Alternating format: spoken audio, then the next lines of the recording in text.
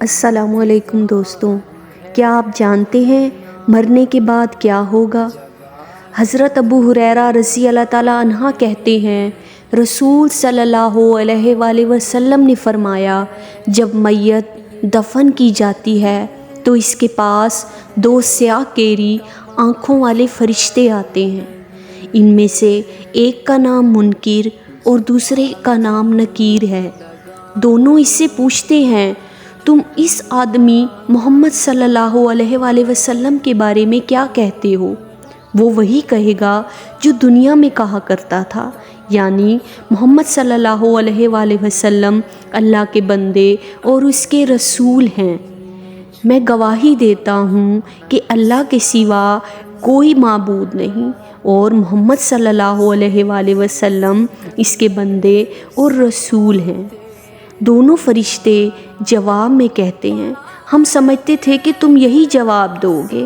پھر اس کی قبر 70 ہاتھ فراخ کر دی جاتی ہے اور اسے روشن کر دیا جاتا ہے۔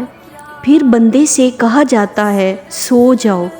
وہ کہتا ہے، میں اپنے اہل و عیال میں واپس جا کر انہیں اپنی مغفرت کی خبر دینا چاہتا ہوں۔ فرشتے جواب میں کہتے ہیں، یہ ممکن نہیں، بلکہ اب تم دلہن کی نیند جیسی پرسکون نیند سو جاؤ، جسے اس کے محبوب کے علاوہ کوئی نہیں جگاتا۔ چنانچہ وہ سو جاتا ہے، یہاں تک کہ اللہ ہی اسے قبر سے اٹھائے گا۔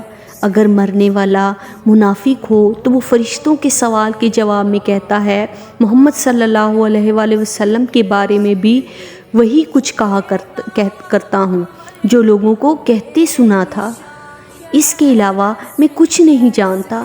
دونوں فرشتے کہتے ہیں، ہمیں معلوم تھا یہی جواب دو گے۔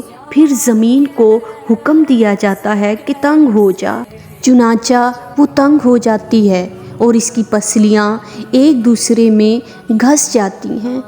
منافق اپنی قبر میں قیامت تک اس عذاب میں مبتلا رہتا ہے۔ اللہ تعالیٰ ہم سب کو اس قبر کے عذاب سے نجات دلائے۔